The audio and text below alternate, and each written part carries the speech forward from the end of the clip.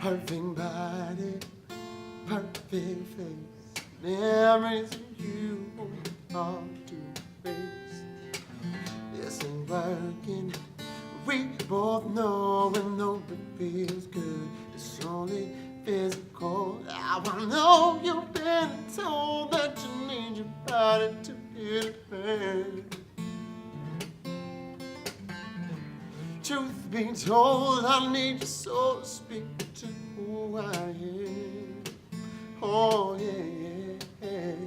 Say what you need, I take all heed, 'cause I know it's the easy way. And you better stay strong on your own 2 feet, or the world's gonna have its way.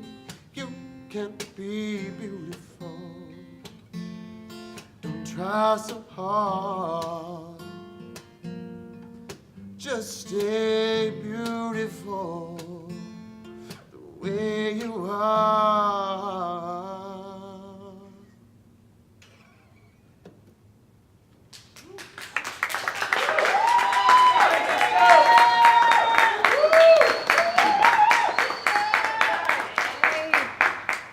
Let's give it up again for Mr. Aryk Crowder. That's who you just heard. Give it up again, audience. And welcome, everybody. My name is Kenya, and I'm very excited to be here as we do our grand finale, the YouTube Live event. And this is a part of a social media tour that we put together to help independent artists.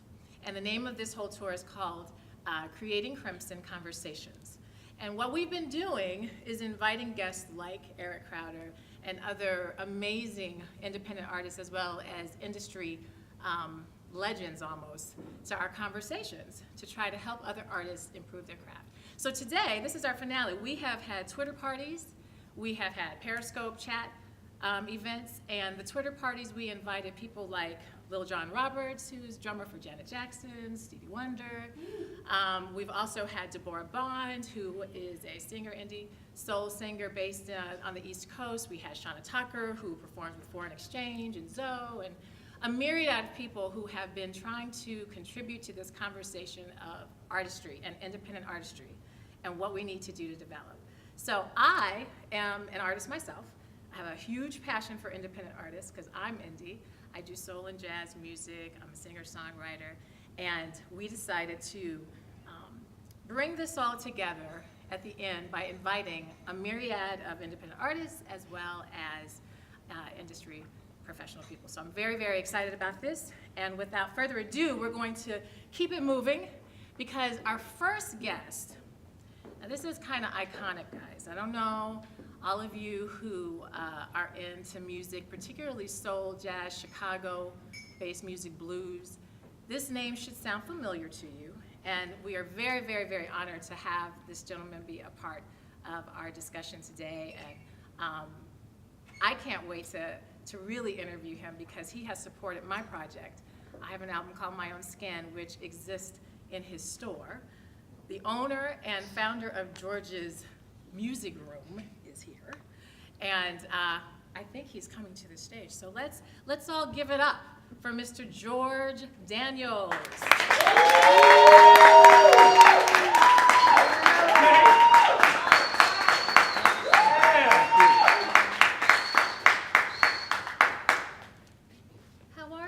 Very well, thank you. Thank you so much for being a part. And you're all dressed. I'm not dressed as nice as you today. Look, you look lovely to me. Thank you, thank you. So a lot of people know who you are, but there's some people that are going to be watching this literally around the world. Italy, UK, and they may not know all of the wonder that you are. So what I want to do is for you to be able to just tell the viewers and the audience a little bit about who George Daniels is and your background. That'll take a long I time. know, the abbreviated version. Hey, I'm just a dude with a record store, basically. But no, it's I'm originally born in New York City, okay, in the Bronx, New York. My parents had restaurants and what have you, so I was always around music, of course. Time went on, my parents separated, divorced, and wound up in Texas and Philadelphia. Then my brother who was a medical student here in Chicago, called me and said, hey, you want to come to Chicago, live with him? So he became my guardian while he was in medical school. Married, had one child. And so I came to Chicago in 1959. Wow. Flew into this little bitty airport on the southwest side of Chicago, called Midway Airport, and it's so crazy. Was it 40 years later, I wound up with a store in the airport, Yes. same airport. Yes, that's amazing. Yeah. That's amazing. And while we're on the subject of this little bitty airport, or I mean, this little bitty store you mentioned, which is not so little bitty, how did you come about getting this retail store? Was this a dream of yours always, or? No, well, it was a whole process. You know, I kind of jumped ahead, but it started. I came out of high school that summer. I'm hanging out, and I meet this young lady. We started dating and what have you. She had one more year at Hyde Park High School, and she had a part-time job at Chess Records. I was going to Luke Junior College, and had a job at Montgomery Ward, mail order house. And I wound up taking her to her prom, the whole darn thing, and she worked at Chess as a receptionist, and she sang background. That was Minnie Riperton. I was gonna say, who is that she? Did you Yeah. guys catch that? Say that name again. Minnie Riperton. Yeah, that's a pretty significant she. Yeah, so that was my first introduction into the business side, if you will, of the music business. Just by hanging around the studio. Eventually, I wound up getting a job there. I was Etta James' driver for a while. I wound up driving Billy Stewart. They were just, the interaction was just so amazing. But as time went on, me and Minnie went separate ways. I wound up working at my dad's restaurant on 47th Street here in Chicago. From there, I wound up working at a record distribution at 18th and Michigan in Chicago. And again, when we talk about like Chess Records and then this distribution house, which was black owned, by the way, Michigan Avenue from 12th Street to 22nd Street was known as Record Row. When other cities had, like New York had Atlantic Records and Memphis had Stax, and you know, there wasn't much of a record industry other than, you know, soundtracks of movies on the West Coast. And here in Chicago, in that strip at 10 blocks, we have 42 record labels here in Chicago. And many folks are not aware of what he drive that. That's sacred ground, those 10 blocks. Huge. You know, Chess Records, Scepter Records, Decca Records, Atlantic Records, Capitol, One Way, Brunswick, VJ Records. I mean, the list goes on. And so you in an environment of such music in those days, the intermission was a jukebox. They really didn't have DJs to speak of. And so every club had live entertainment. So that was it total. I mean, you know, it wasn't no lip syncing or what have you. If you were just a regular, you know, neighborhood artist, you had to have some pipes to sing. Right, and that's actually, we're gonna be coming back, and I have some more questions to ask you about our current kind of where you think music is. Yeah. But back to your store, I know when I go to George's Music Room, I see all these amazing pictures of you with everybody, like literally everybody. And so you've seen a lot of people come in this business, go through it, exit it in one way or another. Maybe just real quick before we go to break, if you could tell us a story that was maybe most inspiring of an artist that you, I mean, from the Chess Records, from your store, is there any artist story that was maybe most inspiring for you? Well, over the years, I mean, there's so much interaction. Me being in that unique position as a retailer, it's so totally unique because I was like 1 in 100 million that would stand out the way I did, because I refused to accept the fact that I was in the record store business. I was part of the entertainment business. That's why it was George's Music Room rather than George's Record Shop. Yeah. And so I separated myself from the beginning based upon my experience at Chess, because I saw the ups and downs, the heartbreak. When you're on the road, and in those days, like the original Regal here in Chicago, the Uptown in Philadelphia, the Fox Theater in Detroit. Actually, this was before the Fox Theater had black artists performing there. There was a place called the 20 Grand in Detroit. That's where they performed. And you had the Howard Theater in D.C. And you would sign in, usually on a Sunday, whatever. And you started your first show, was usually Monday. and it was 5 shows a day. Yeah. And so you would see this, and as a young guy, to me, I was like, I ran away to the circus. I was having a ball, but I was with all these older people who were pissed off all the time. I understood later as I got older. Yeah. But that was their job. Yeah. But for me, it wasn't an eye-opening experience Yeah. to be there to see Aaron Neville when he had his first hit, Tell It Like It Is. Right. To be there with Billy Stewart, to be there with all of these great artists on the same show, to see Smokey Robinson and the Miracles. Yeah. That's that one time in Philly, which is a good story. After every show, he would always, or before he went on, he would peek behind the curtain and look at the audience. Someone asked Smokey, why do you do that? He said, George, if I can't move the first 5 rows, I sure can't move the balcony. So he would want to see who's there. Who's there, And, yeah. you know, Smokey Robinson, he's singing to the ladies. So he would actually pick 5 women up. Because you know yourself on stage, when you feel that energy, you give it back. And he would pick these 5. So he would and pick that before the show even Oh, started? yeah, because then, you move and, you don't have 900 dancers, in those days. It was about you and your talent. Right. And that's one of the things that I've learned that was so important and that I convey to artists when I get a chance to talk and spend time. Excellent, Yeah. excellent. Thank you so much. We're going to take a quick break. I want to ask maybe 1 or 2 more questions from Fine. you. But again, this is Mr. George Daniels. Thank you. We'll be right back.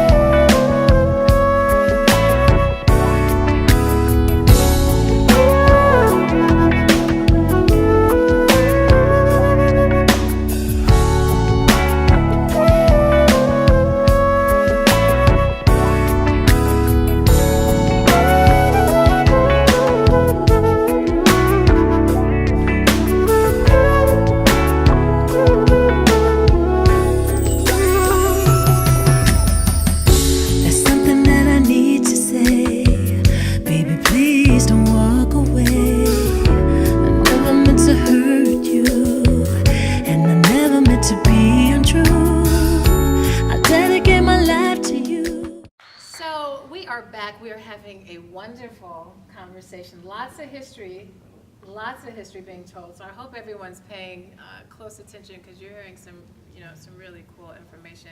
We're back here with Mr. George Daniels himself, and we mentioned your music room, George's music room. And I mentioned when I go in there and I see all the pictures of all the stars and all the different, just like, this man has met everybody. Everybody's been here. During these meet and greets that you kind of have for artists, and I don't even know if they do meet and greets so much anymore, where artists come in and Well, get to. the business has changed so much Yeah. that was part of the marketing, and this is some of the little things that I'm doing at Midway. But my original store was in 3900 block on Roosevelt Road in Chicago, which I started in 1969. Wow. 6 albums and 145. Oh my God, you said 6 albums? That was it? And 145, because it was a singles business. Yeah. And okay, I talked to yeah. the landlord and they gave me 90 days credit on the rent. that was how George's Wow. Music Room got started. And so when you have the artists come in and Mhm. do these meet and greets, is there an artist, and I don't know, this might not be fair, but is there an artist that just really stands out in your memory that came to the store that did a meet and greet that it just kind of stays in your head? Well, there were so many because as time grew, I moved from one location to the other. I thought it started at 3937 Roosevelt. Yeah. The last store was 3915, which I had a lot more space. Okay. And we had the yard outside, and so we literally did concerts and performances from Mary J. Blige to was it DMX? DMX. Yeah, You they even brought had them to DMX stages. up in Oh, yeah. Well, Destiny's Child performed in New York. Wow. Alicia Keys just making it current, but then going with the Isley Brothers. I mean, from the hip-hop arena, from Eazy-E to Big Daddy Kane to Queen Latifah. I mean, the list goes on. And again, all that came from the experiences at Chess Records because I knew what artists needed. I mean, as far as attention. Yeah. And from those years, and I really had an advantage over my competition, if you will. Yeah. And then I would go to all the conventions, and one of the secrets to the game was that whenever artists showed up at the conventions, whether it was Jack the Rapper, BRE, Urban Network, Impact, you knew that artist was a priority if they brought him to the convention. Yes. And so they would perform, and usually they would sit at a table, and nobody would talk to them, except me. Right. I was over there Right. in their face and just making them feel, comfortable, and understanding the business of being an entertainer, Right. not just a singer. Right. This is where a lot of mistakes are made. This is where these reality TV shows of with artists, with coaches, which is fine, but they sing great and they sing on key, but I don't hear no identity. And see, that's what Yes. not pissing Vocal me off. ID. I talk about that a lot. That is so important. You got Yes. to find your voice. Yes. You got to find Yes. your sound. Yeah. I use the example, if Luther Vandross was singing Al Green song, you know it's Luther, Exactly. or vice versa. Right. And this is the thing that I appreciated so much about yesterday, because if you sound like somebody else, they wouldn't even play you on the radio. Right, Yeah. right. And I'm so glad you said that, because that's one of the first things that I say to artists who come to me for coaching and development is, I don't care what it sounds like, make it yours. Because that's what's gonna That's make it. you, that's what people are they're gonna hear it and know that's who it is. Every time. And that's sad, because right now there's so many voices you hear that it's like, is that such and such? Is that such? No, wait, that's who is that? And you don't know who it is. That's because technology has taken over. Right, Think right. about it. We didn't know blaming on the alcohol was Jamie Foxx till we saw the video. Everything Right. was T-Pain for 10 Right, years. right. And that was the beginning of what we have today. Right. And it's totally electronic, and those artists that could really sing, you don't hear. Right. And so it's Yeah. disappointing. It's totally It is, disappointing. it's very disappointing. And you talked about TV and reality Mhm. shows. Do you have something coming up? I think you I- have I- something I coming sure up do. Well, that you it- can share with our Well, audience. I was approached to do something, and it was interesting because it gives me an opportunity to talk about what I was just saying, Mhm. encouraging young artists to find their voice. And so they approached me with this thing called George Daniels Hitmaker. Okay. And so I said, why not? Let's try. So it's been in production. And so Excellent. it's going to be. When are we gonna see it? Are we gonna, do you know, have any idea? No, I'm just a star. Yeah. I just arrived. I don't know. No, but it's going to be through Okay. the deck on the, Amazon Mhm, has this yeah. TV, so that's where it's going to premiere. Very Not long from now. Excellent. That's Well, what we will it be is. on the lookout for it. Oh, Thank thank you you. so much. Thanks You for guys having give me. it up again for George Daniels. Truly, we have a legend with us on stage, and we're going to keep things moving, but I want you to stay there. Oh, Can you thank stay you. right here for a Yeah, minute? We're going to keep it moving. So I would like to introduce our next guest, Mr. John Joyner from True Soul. Now, am I saying that right? I want to make sure I'm saying that right. True Entertainment. Come on out, John. Is John nearby?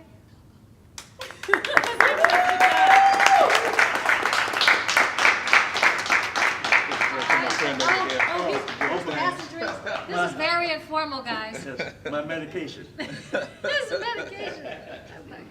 Hi, John. How you doing? Thank you for How are having you? me. I know John personally. I'm trying to do all formal. We don't have to be that Right. formal. I'm excited that you're here, and I'm excited that us three are kind of sharing this, because we were all together this past We were. weekend, Yes. which I'm going to get into in a minute. Before I get into, though, this weekend and why we were all together, I want the audience to know a little bit more about John. And what is True Soul Entertainment? If you could tell us more about your company. True Soul Entertainment, that's an event production company that I produce concerts or any other type of events that I do here in the city or around the country. And it's the entity that I did this weekend's events that you were mentioning through. So that's my event, Okay. the event arm of what I do. Right. And in addition, these can you give us an example of some of these kinds of events? And then we're going to get into the special event that you have. Primarily for a few years, they've been concert events. Primarily here in the city, promotion, production of different concert events. Started it, late 90s. I can't remember the exact year. But doing it just really kind of small events, working with a lot of local acts. Started with a lot of 90s hip hop groups here in Chicago. Okay. And Chicago's hip hop scene was very burgeoning back in the, very vibrant back in the 90s. And I really wanted to be a part of that, being a hip hop head first and foremost. And over the years, it evolved, I guess, as I matured. Yeah. My musical taste buds matured, and it started to go over into more soulful R&B and things like that. Excellent. Well, this is, I'm not to cut you off, No, this go ahead. is a really kind of full circle for both of you gentlemen, because John, as an artist, I'm an independent artist, independent soul jazz Yes. artist, and when I literally was first getting my feet, just like tapping my toe into this whole Chicago music, because I'm not from Chicago, getting myself in there, I came across this event that you were hosting, and it was probably my very first real stage performance at Main Stage here in Yes. Chicago, which is Yes. a major venue here, if anyone's, and John headed that event. And Yes. so clearly you are good at putting together these events, because Well, we pulled it off, yeah. yeah, I was gonna say, we pulled it off, and here we are Right, today, right. and George has my album in his store, which is kind of our full circle of how we met. So this past weekend, tell us about what it was in honor of Black Music Month, Appreciation Month. This past weekend, which was from June 16th to June 19th, was the inaugural celebration of Indie Soul Music Weekend. It was an idea that's really born out of another bigger project that I will talk about a little bit, a documentary film project that I've been working on for the past 4 years. But that also involves independent soul music. But Indie Soul Music Weekend was an idea and a concept that I built over a year or so ago, which basically was an idea to promote and celebrate independent soul music and the artists and the community involved in that entire, network and culture of individuals around the world. Awesome. Locally here in Chicago, around the country.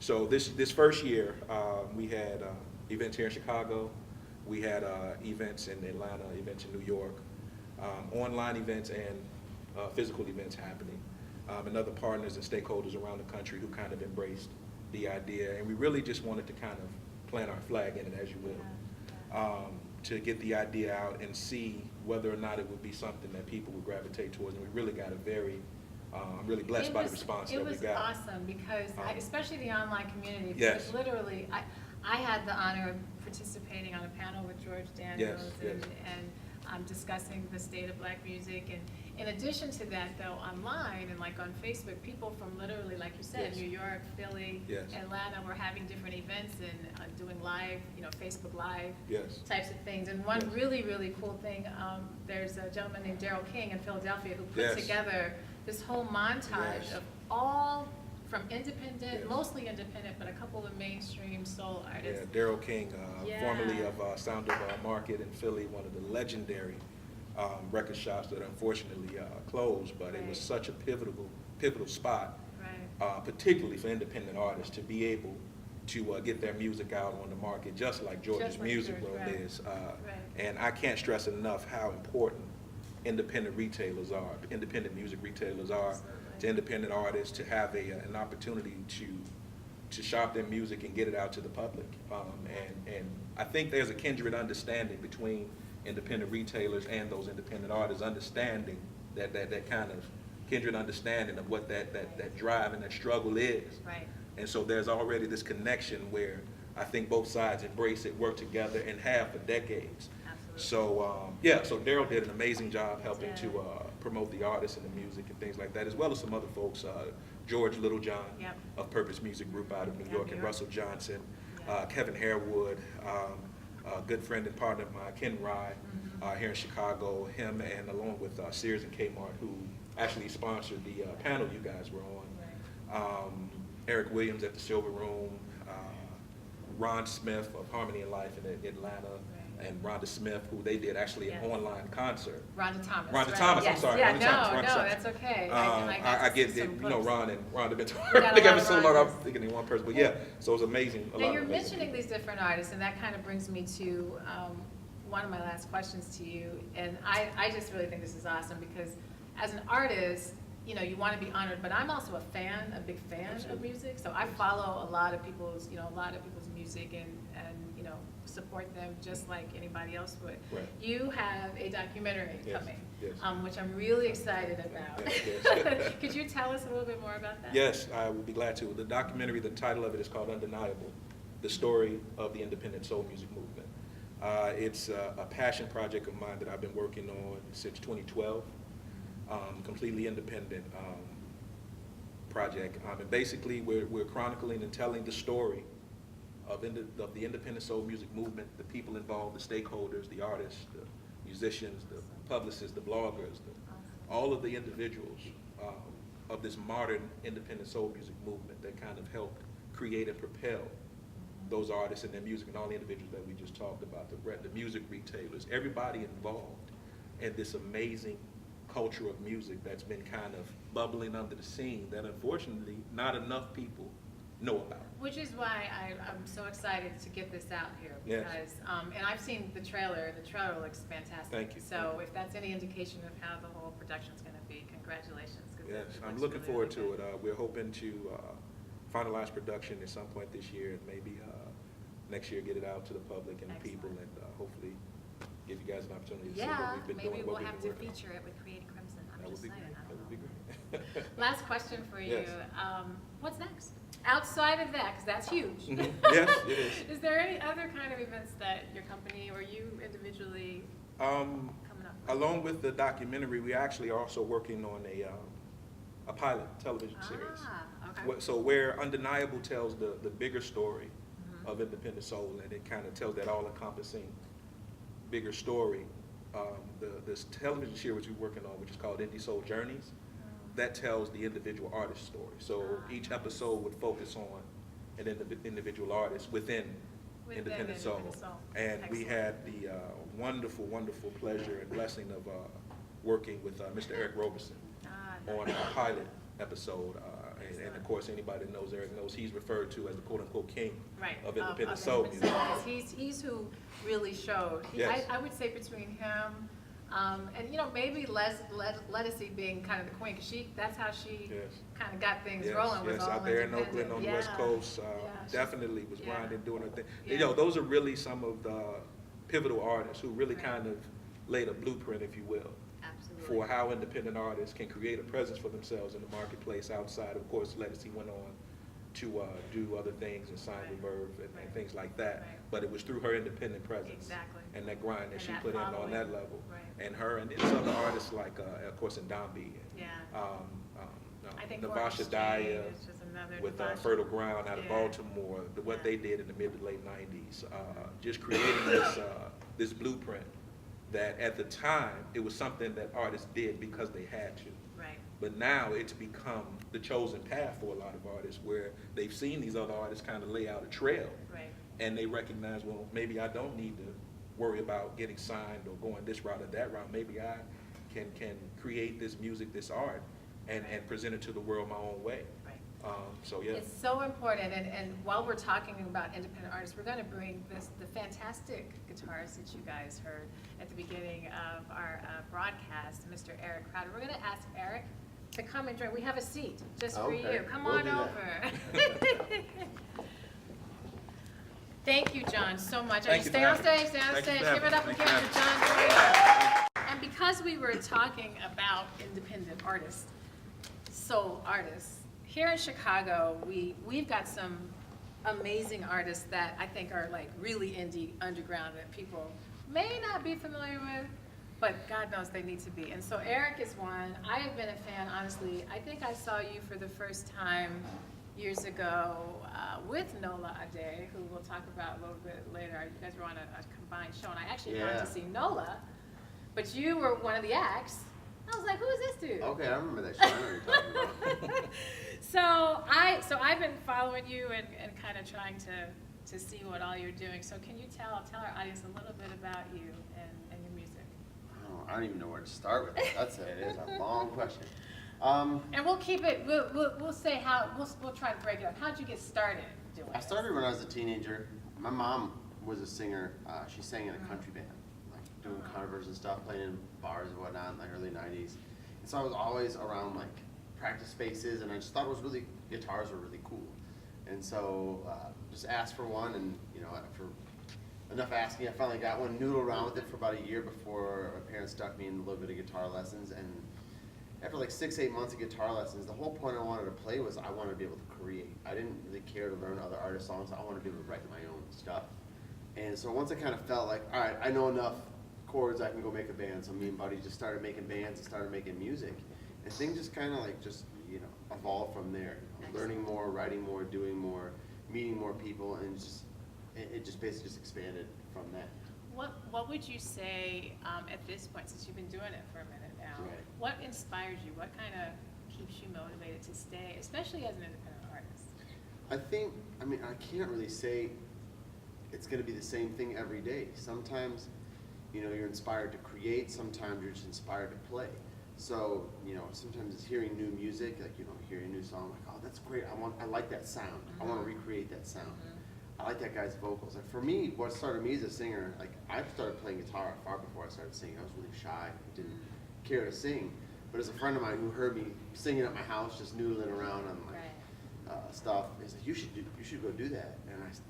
And I did. I started singing stuff. So what got me into it was like listening to guys like Al Green and Maxwell. Like, I thought they were awesome singers. I wanted to sing like those guys. And so, like, just trying to emulate their sound with my vocals, and then just after years, just trying to refine it, just finding my own voice in my music. There we go, vocal ID, finding my own voice.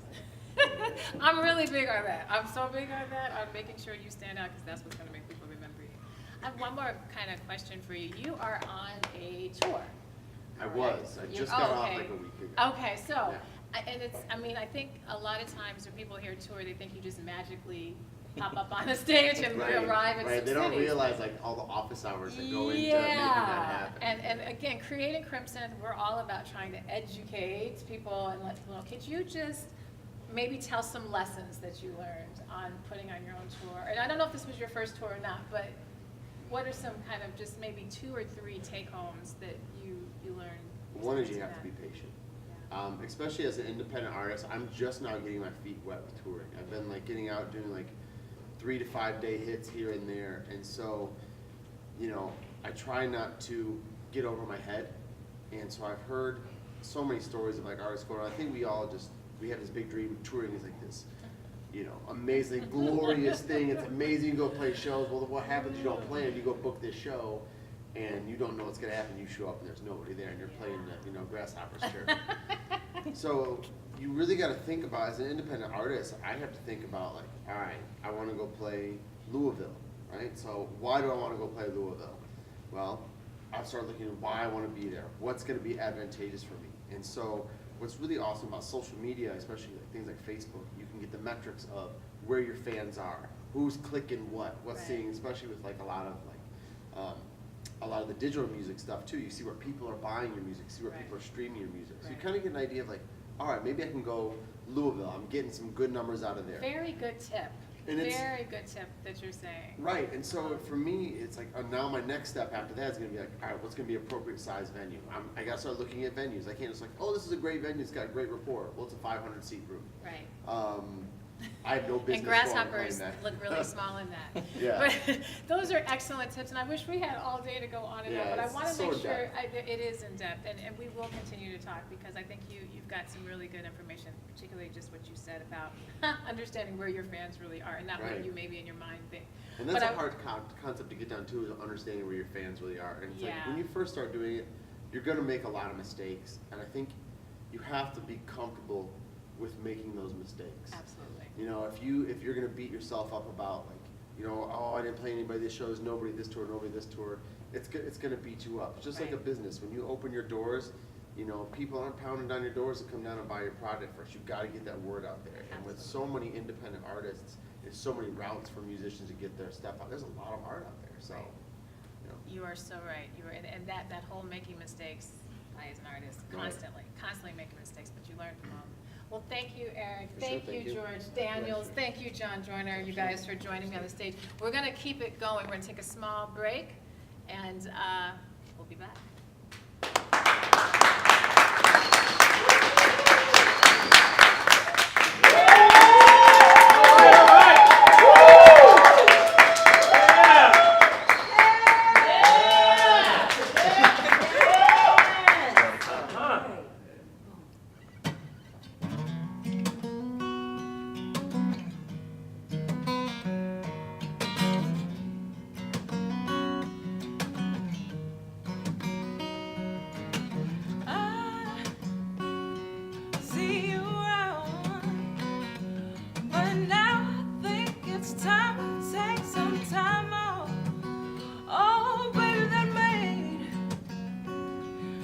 smile now.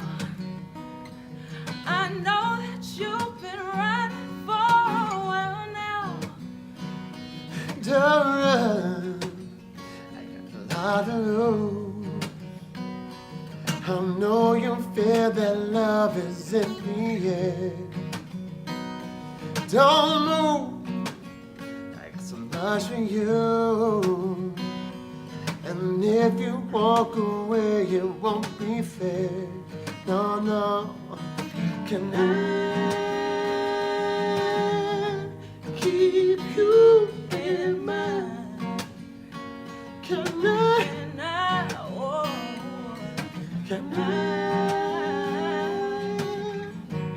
keep you in mind? In my mind. when I wake up, I'm incomplete 'cause you ain't where I lay low. Oh, baby, yeah, you're nervous. Just let me in, I promise to be worth it. Oh, no. Darling, I got so much for you. I know you feel that love is in the air. Don't move, I got a lot to lose. And if you walk away, it won't be fair. No, no. Can I keep you in mind? Can I? And I, oh, Can I keep you in mind? In my mind. can I keep you in mind? Can I? Oh, can I keep you in mind? In my mind.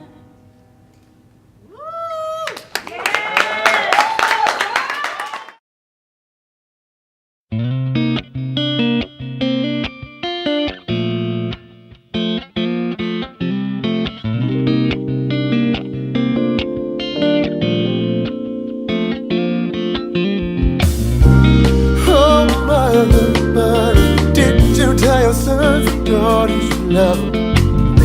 They might not get another sunrise. Oh, brother, brother, what can we do? Stop you hurting each other. We got too many mothers crying. One by one, lives are taken. One by one, one by one. Another 1,000 hearts start breaking, breaking. All right, let's give it up again. We're back. Yes, we just heard some really fantastic music by Aryk Crowder again and Miss Nola Ade, who I'm going to bring in shortly so you can learn more about her and her ridiculously beautiful voice. So, but before that, I have a gentleman who we've already started arguing behind the scenes, but we're going to have a good conversation, right? Let's do it. All right, so we're back again, and we have Mr. Toussaint Werner, who does branding, graphics, not graphics. Yeah, graphics, okay, branding, but branding is the thing that we're going to focus on today. Can you tell us just a little bit about yourself and what you do? Toussaint Werner, owner and operator of Calumet Creative, which is a boutique marketing and branding company. So essentially what we do is we dictate behavior, right? It sounds strange, but it's the truth, right? Imaging and messaging You dictate essentially behavior. dictates behavior. Okay. And when you say dictate behavior, I think that's actually a really good way to talk about branding, because your brand is telling about you, correct? Yes, absolutely. And it's telling people what to do, right? So, and listening to your conversations that we've been having before, I think Aryk brought it up a minute ago when he said you asked about advice for independent artists. And one of the things he said that I completely agree with is there's a duality. You are a business. You're not just a Yes. creative, you're a business. Absolutely. And every move you make has to be centered around what's best for your business. Sometimes that duality doesn't work, creativity versus business. They bump heads a lot of times. Right. You know? I think with Creating Crimson, that's actually a huge thing that I'm trying to emphasize with artists, is you have to understand the business side of this. And so branding, marketing, promotion, you know, legalities, performance, all that's part of the business, and a lot of artists do want to just stay in the creative space. Who are some artists or some brands that you've worked with, just to give an example? We kind of span the gamut, you know, from Nike to Pfizer. We just won a golden trumpet with Pfizer. Oh, congratulations. All the way down to the local mom and pop beauty salons and local artists, you know. So we span it, like I said, we're boutique, so we take on the largest clients we can. They come through our doors, and we also service, you know, whoever has a budget. Who has a budget? Whoever has That's a the budget, first we can question. talk. What's your budget? What's your budget? What's your budget? This is important. It's really important because that's one actually the things that we talked about in our 10 Commandments is about resources and about investing in yourself and having a budget and doing that. For independent artists who don't have Pfizer and Nike kinds of budgets, what are some key things, if you maybe are on a more limited budget, what are some key materials or things that you need to be thinking about or that you should be implementing? I think one of the things that you said early on in the conversation was finding your voice, right? So I think there's an extreme difference between being good and being sellable. Those are different conversations, right? We all know artists that we hate, but they're all over the place, right? And then we all know artists that we love. You can't and find them, them. Right. So I think in most instances, most creatives kind of, I don't want to say they get fed up, but they see a line, right? They say, okay, if I want to be successful, I can start here and I can end up here, and if I follow this route, this will make it work. And that's just not true. Right. What you have to do is fully grasp, one, who you are, intimately know who you are, find your niche, find who's buying that product, who's interested in that product, and create your path, cut your path, specifically if you don't have any money. Specifically if you don't have any money, that's your only route to success. You know what I mean? Right. No, that's outstanding. And if people want to get in touch with you, if you have some social media, just real quick, like how we can Toussaint Werner across all platforms, of course. You can also check out my company website, which is CalumetCreative.com. You know, I'm open, but on all social media, I'm Toussaint Werner across the platform. Excellent. Thank you. Let's give it up for Toussaint Werner. Stay right here. Very, very valuable information. He didn't fight. I actually really agree with about 99% of what you just said. And we have somebody else, and you know, it's an honor. I don't even know if we said that, but this is live from City Winery, which is based here in Chicago. They have City Wineries in New York and I think in Nashville, if I'm correct. And so we are very honored that they are hosting our event, so we cannot do this without talking to somebody else who's into sales and marketing, Mr. Dan Conroe. Can you come on out? Is he here? Give it up for Dan!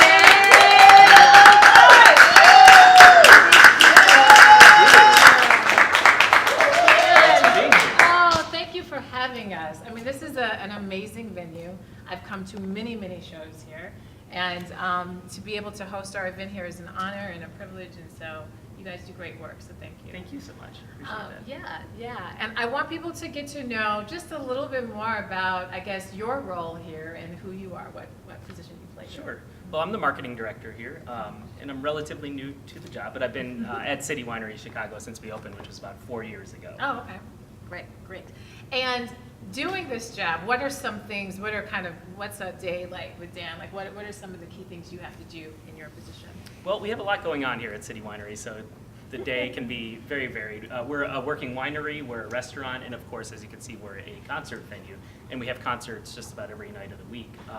And so I think that occupies the majority of my time. It's also closest to my experience and my interests. So filling this room and getting people in to experience the wonderful artists that we have here through a variety of tactics is what my job encompasses. Now, your experiences, what are you coming, are you a straight marketing person, or did you come from a music space or a wine space? What kind of space did you come from? Good question. Well, in the music space, I'm just a fan. I've always been a live music fan. We don't been very have an passionate instrument about for it. you? Okay. All No, right. I've never been able to play. And really, this is my my experience as a music marketer has come from working at City Winery.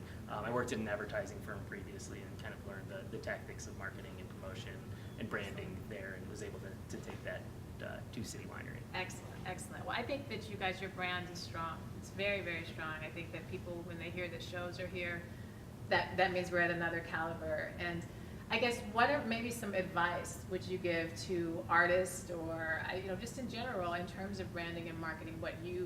It doesn't have to be specific to what you do in terms of sales and all that stuff, but as an artist, as somebody who wants to perform in a place, like, what are some advice you would give?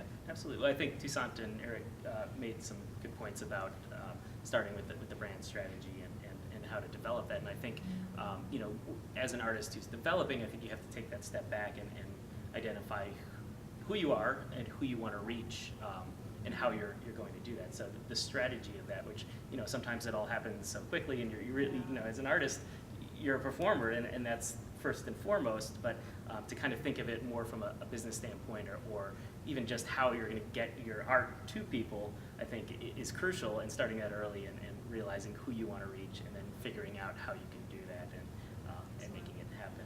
I know it's not easy, but it is important. But we need venues like this it's so important to keep live music and to keep it diverse. Yeah, absolutely.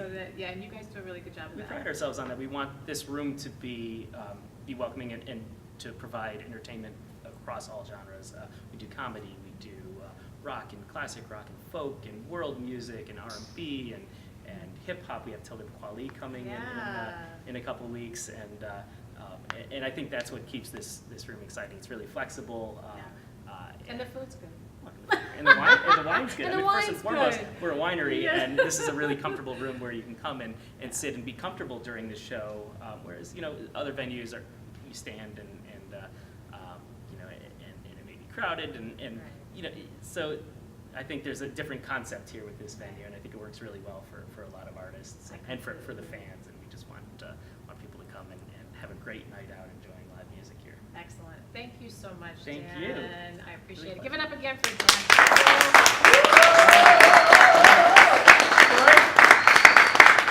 And we're going to keep it moving. You heard a beautiful voice. We're going to bring that voice back to you again, Miss Nola Ade, and then I'm going to talk to her a little bit. Give it up. Nola. I met this lover like no other. You are the only one, sure enough the only one that could do it to me, like you do it to me, what you do it to me. Love, love, love, love, love. Love, love, love, love, love. Love, love, love, love, love. Love, love, love. Boom, boom, boom, boom, boom, boom, boom, boom.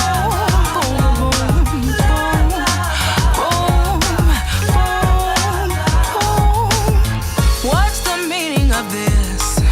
Do you get this a lot? Whoa, 'cause I can't afford to let another player back into my life. Are you somewhat involved? If so, I'll count my loss. Your enticing persona would have to be questioned from afar. I don't know why my heart starts jumping. I don't know why my blood starts racing. I don't know why my legs start shaking. I don't know why I can't speak. I don't know why my limbs get weak. I don't know why I just keep staring. Won't you help me catch my breath? I know it has something to do with love, love, love. Oh, it's gotta be. I really want it to be. It's gotta be love, love, love. Love, love, love. I really want it to be. Oh, it's gotta be love.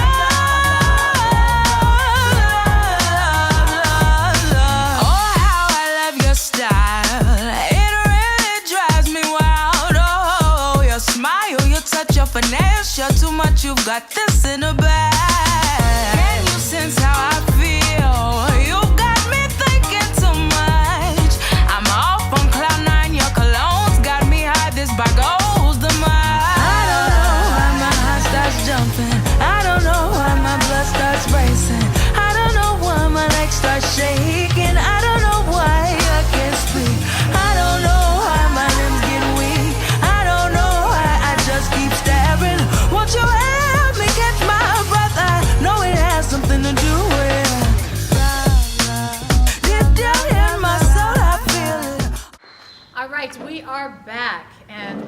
we're starting to wind down, but we are not going to leave quite yet because we have a really, really beautiful outer beauty and inner beauty. It just comes all out in your voice and everything. The lovely Nola Ade. Give it up for Nola. She's been here today.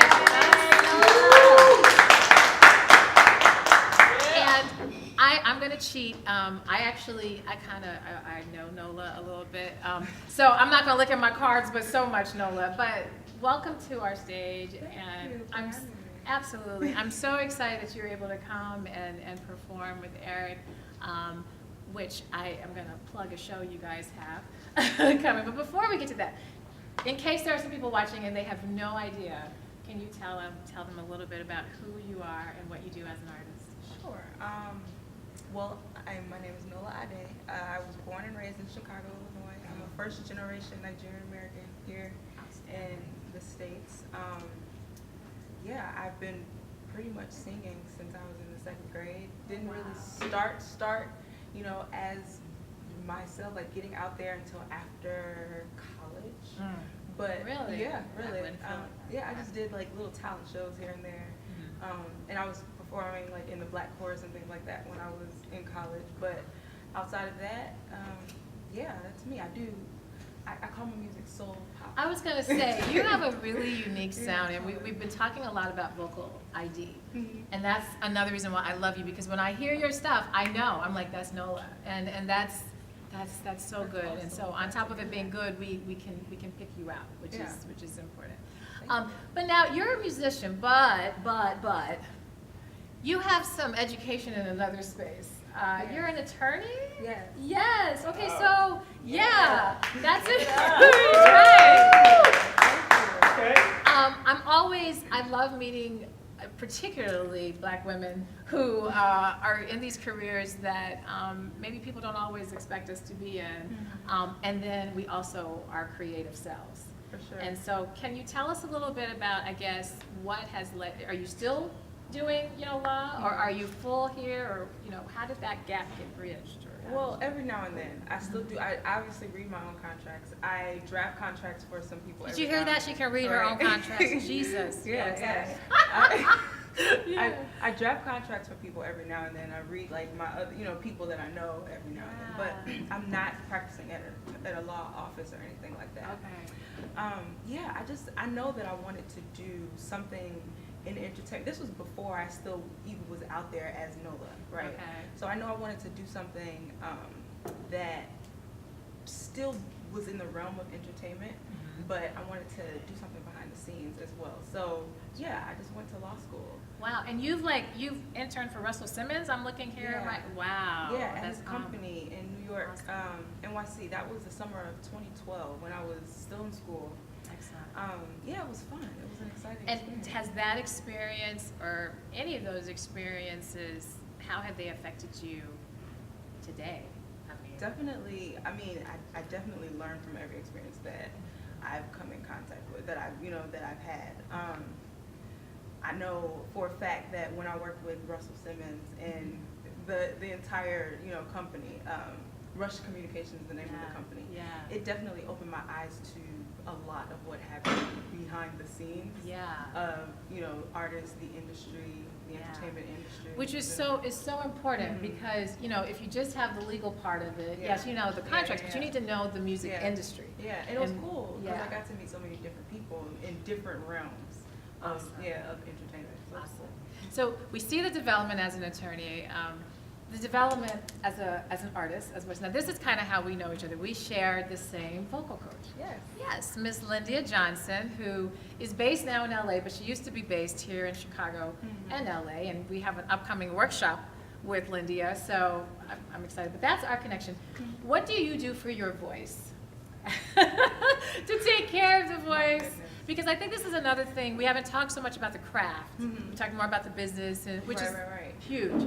But the craft itself, and particularly with the voice, because it's a very picky instrument, and it is an instrument. What do you do for it? I drink lots of tea. Like, I am a tea fanatic. Like, I know tea and ginger. That is like my thing. Especially even over the summer. Like, even when it's hot, like I'm always drinking tea. Yeah. There's always something that just so I can keep my voice fresh, right? Yeah. Because you never know when you're gonna have to, Like now. get that phone call, you know, have to Like now, I perform might put you on the sometime. spot. Right. So I mean, Yes. I'm always drinking tea. And what else? Of course, I warm up every now and then. I work with Miss Lindia every now and then as well. Right. I have a session with her tonight, actually. Oh, Yeah, awesome, yeah, it's awesome. cool.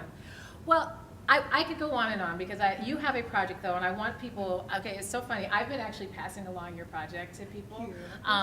and that's one of the beauties of being able to do what I'm doing. I'm meeting some fantastic DJs all around the world, and you know, there's a DJ out in New York who's been supporting you a lot, and you know, abroad, all of that good stuff. Can you just tell real quickly, and then we're gonna wrap it up, but real quickly the project that you have out right now? Yes, it's called the Love Dance EP.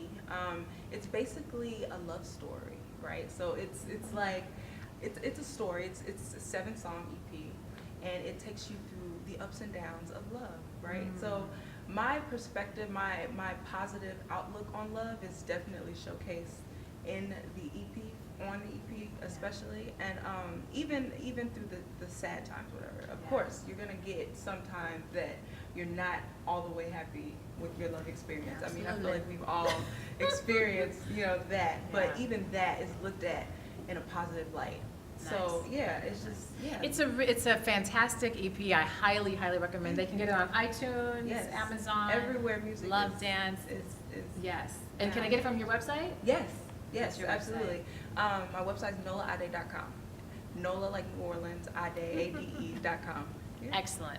And before we leave, can you just give us just maybe a sample of maybe just the hook of one of the original tunes that you have? Sure. Love, my first single. Okay. I'll sing the first part of the hook. Okay. I met this lover like no other. You are the only one shown up, the only one that could do it to me, like you do it to me, what you do it to me, yeah. Love, love, love, love, love, love, love, love, love, love, love, love, love, love, love, love, love, love. Love, love, love, love, love, love, love, love, love, love, love, love, love, love, love, love, love. Woo! Give it up! Give it up! Thank you for joining us. We're going to take a small break. Stay tuned. We have one more great artist. Stay tuned. Creating Crimson can do for artists here in Chicago something pretty unique.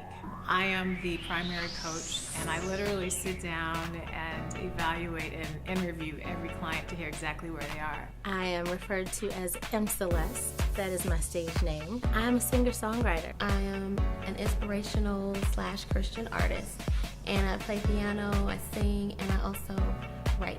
I listen and hear where you're at, and then we develop your plan of action specifically for you. Creative Crimson was absolutely necessary for me because I feel that what I've been doing all these years have not been working. Before, I would just get so caught up in all the different things I wanted to do but not knowing how to do them that it would get so overwhelming. And Creating Crimson's given me a really good platform and guideline for weekly checklists that I can get done. Every new year, I create lists of goals to accomplish, and I've never quite gotten most of those things don't get done. So I decided to create Creating Crimson.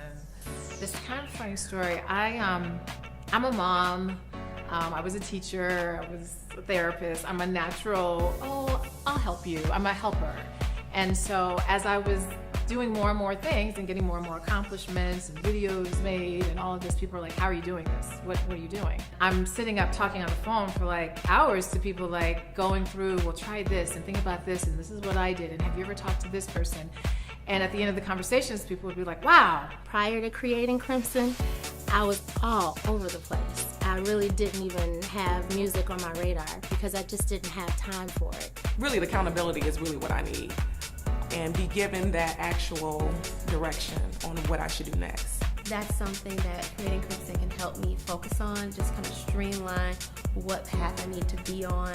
Specifically, instead of taking every opportunity, I can say, okay, this is what I need to focus on specifically. Since working with Creating Crimson, is I've booked, I started booking shows, and I have 2 shows coming up, and I have a lot of emails and contacts rolling in terms of booking? Creating Crimson means not only developing artists, but developing them in a way that's very profound.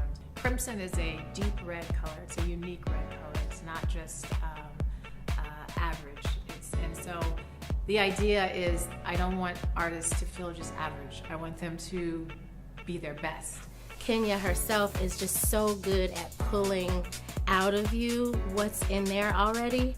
And so I find myself just on the verge of tears every time I talk to her because she confirms for me a lot of what I already know. You know, I'm just very thankful that she saw what I couldn't. You know, it had a lot of influence and a lot of noise. Chicago artists, I think, are some of the most special, unique artists out there. Shaka Khan is from Chicago. Layla Hathaway is from Chicago. I think that a lot of artists are here, but we don't have the industry necessarily here. But I do think that the talent is strong. A lot of people don't understand the new platforms and ways that you can have a music business.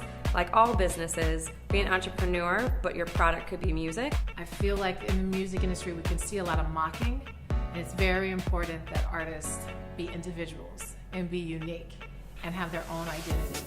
And so creating Crimson is about trying to get people to develop that brand. I feel like just having a voice and having an ability to create musically, whether it's writing a song or even to just create a melody, is a gift to me. The music industry is shifting right now. It has been shifting and it's going to continue to shift. And independent artists are going to be pretty much the pulse and lifeline for music. So I really just want an outlet. I want a space for my music, for my voice to create and to feel good about what I've created. Destiny that God has given me, I want to fulfill that and not die with it and stop allowing my fear to paralyze me. So I believe that this will be a platform to help me take me to where I'm supposed to go in life. Partner with someone like Creating Crimson and take the first step, because the first step leads to the next step, and before you know it, you're a lot further along than you were. And if I had done this, I don't really know where I would be. So my goal with Creating Crimson really is just to empower other artists to be the best that they can be and to really showcase independent artistry.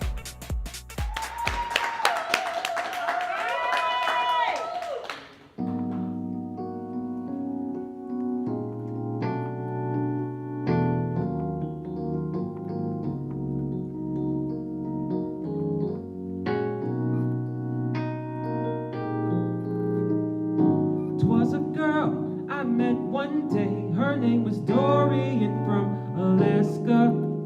The way she looked at me was like an apple to a tree. It was the coldest wind I never felt when she denied my call. Time and time again, Alaskian. She was the coldest wind I never felt, leaving me out to freeze. On my hands and knees, Alaskian.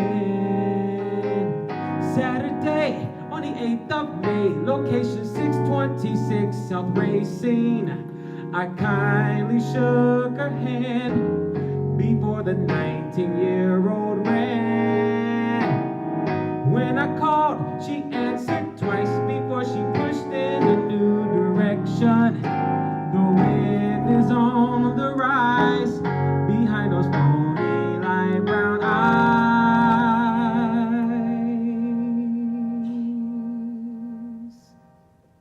It was the coldest wind I ever felt when she denied my call. Time and time again, Alaskian.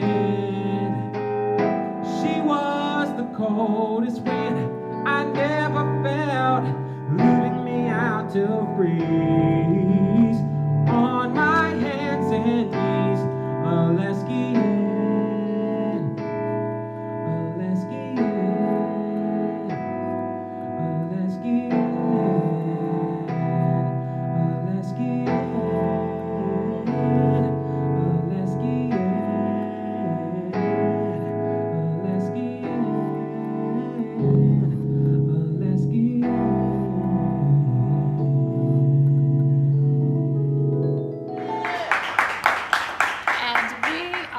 wrapping things up with our Creating Crimson Conversations 2016 social media tour, YouTube Live grand finale. And I am so excited to have this gentleman as my final guest because every guest, I just have all these full circles. I'm so excited about this because Will and I go back, and I think I met you on a stage doing what you just did. I saw you.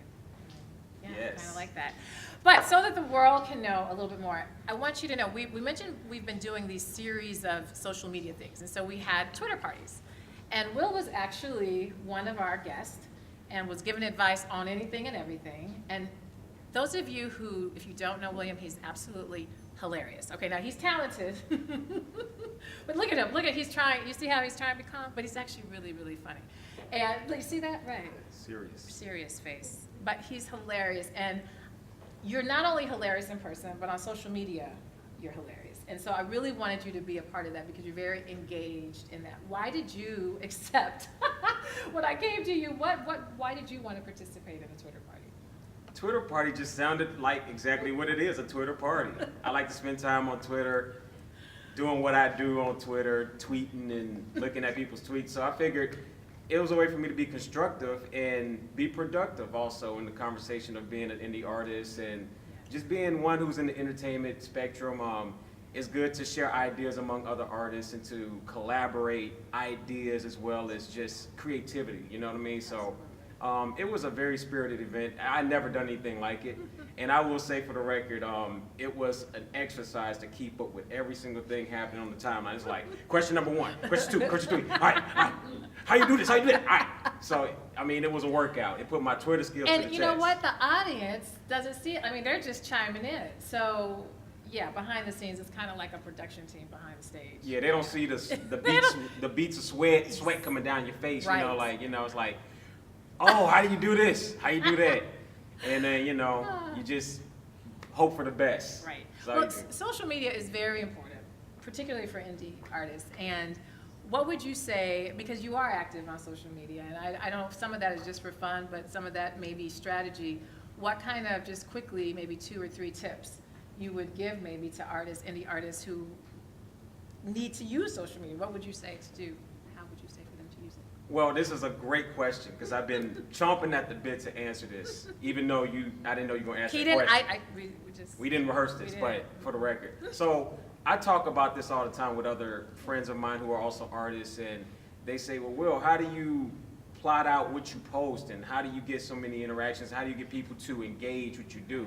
I basically have the belief that we are artists, we do this is what we entrust our lives with, and we give our everything to, but I also think it's important to let people see other aspects of your life. Yeah. Like, a lot of people draw into the food pictures I post because I like to eat. I think everybody likes to eat. The food Also, porn. yeah, I mean, I'm into sports, I chime in on, current sport-related events and such, and, just events. Like, I just try to be diverse about it. In terms of, like, what I do as an artist, I just try to, basically do, like, one post that's relative to what I'm doing, I think that's what's kind of cool about you, and because that fits your personality. And I think that we've been talking a lot about authenticity. And it wouldn't be Will to just be sitting up talking about I got a show here, I got a show here. That's not all of who you are. Yeah. So I think the social media gives everybody a chance to see all these other areas. Now, speaking of who you are, you are a musician clearly, but you come from a family of musicians. Can you tell the audience just a little bit about that and your background? Sure. And some of the people that you maybe are part of your family. Yeah, well, my mom and pops, both musicians. My mother was a backup singer for Curtis Mayfield, among many others. Also working bass player. She still can play, but she just doesn't. She just chooses not to. She worked with Toussaint Records as a staff writer.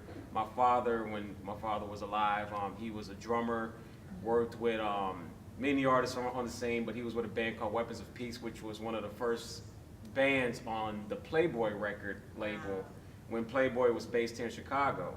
And did you guys hear that Playboy was based here in Chicago? A lot of Yeah, people don't know that. the Yeah. Playboy building, you Yeah, know, yeah. where the Drake Hotel is, that was the Playboy That was the building. bunny ears. Yup. Yeah. And then my grandmother, being a vital key to my musical just perspective of life. She's an educator, world-renowned composer and arranger. She has 2 honorary doctorates, has taught many renowned artists, as you may have heard of, R. Kelly, Shaka Khan. That's list all. goes on and on. That's all, just those small. But my grandmother and my family, you know, they all basically, without shoving me into music, Yeah. kind of gave me opportunities to test the waters growing up. So I didn't grow up sitting at a piano Saturday mornings like most people would expect. It was more like, go outside and play, and Yeah. you know, I did whatever I did, but then it was just But it was eventually- almost in the blood. I mean, I think, because my father is a drummer, and it was, you know, it was not like, here, go sit down. It's just a part of the family, it's part of the culture of the family. Yeah. And so it's just there. Well, we're kind of short on time, and we could talk forever, but I do want to say this, because you have options, and because nobody was telling you must do, why did you choose this? Why did you say, okay, I'm gonna follow those same pathways and do this full time? Ultimately, for me, and I might be speaking on behalf of you and other artists, I think that there's a void that you feel in your heart that needs to be filled. And I think it's more about the purpose. Like, I may have run from it as a kid and I didn't really get the discipline like that I should have gotten or maybe could have gotten, but ultimately I felt that I got into it because it got into me.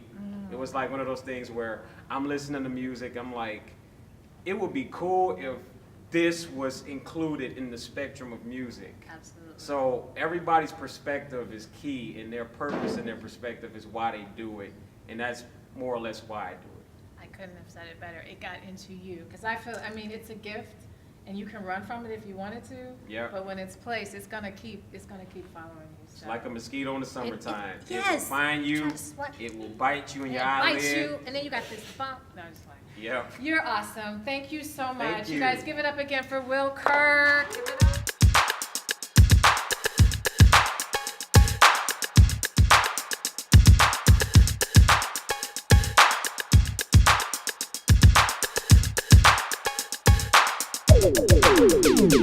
This Pac-Man trapped in the maze. You had me playing for days. Miss Pac-Man, where did you go? Star of the video show. Miss Pac-Man, where is your spouse? You are the queen of my house. Miss Pac-Man, yellow and brown. Your love is bringing me down. Thank you again for joining us. Audience, thank you. Give it up to the audience for listening. This has been so fun. This is a part of the 2016 social media tour, Creating Crimson Conversations. It's been an honor. This is our YouTube live grand finale. Again, you can find me as an artist at kenyamjmusic.com to learn more about me. I am going to sing a selection in just a moment. But you can also go to creatingcrimson.com to find out more about coaching and development and our activities and events that we have. But I am an artist before I am a business person. And I want to do a song. This song is a title. Then I'm going to ask my guests to join me, and they just going to make up stuff with the song. This is called My Own Skin.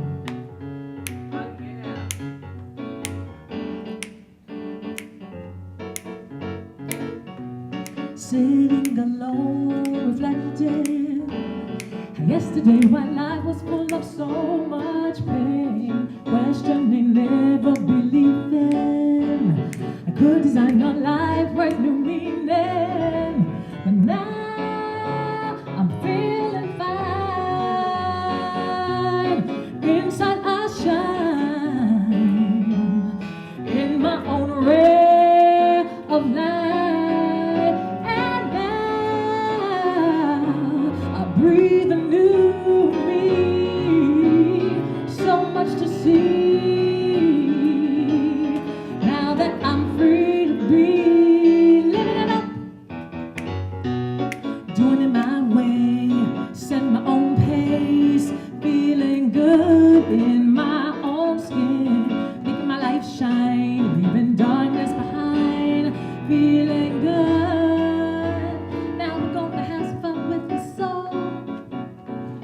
we're gonna have some fun with the song.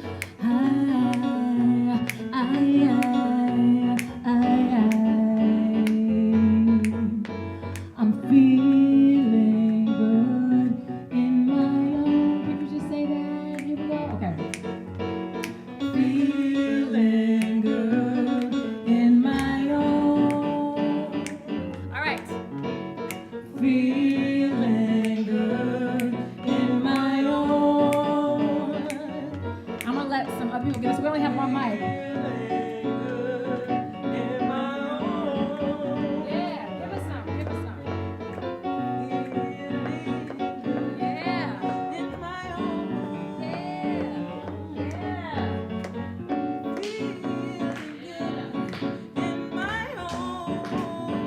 Hold that mic, girl. Hold it.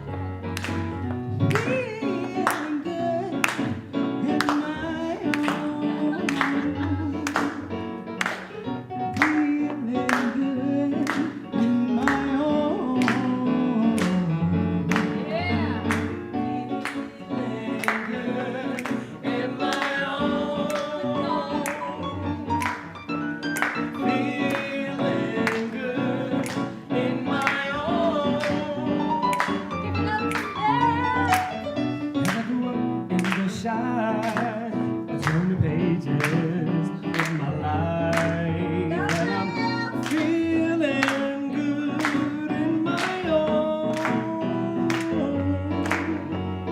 Feeling good in my own. Feeling, yeah. Feeling good in my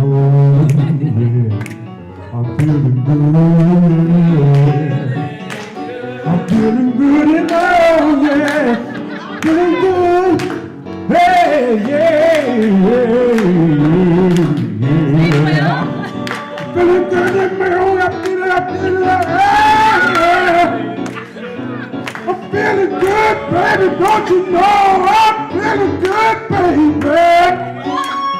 Woo, yeah.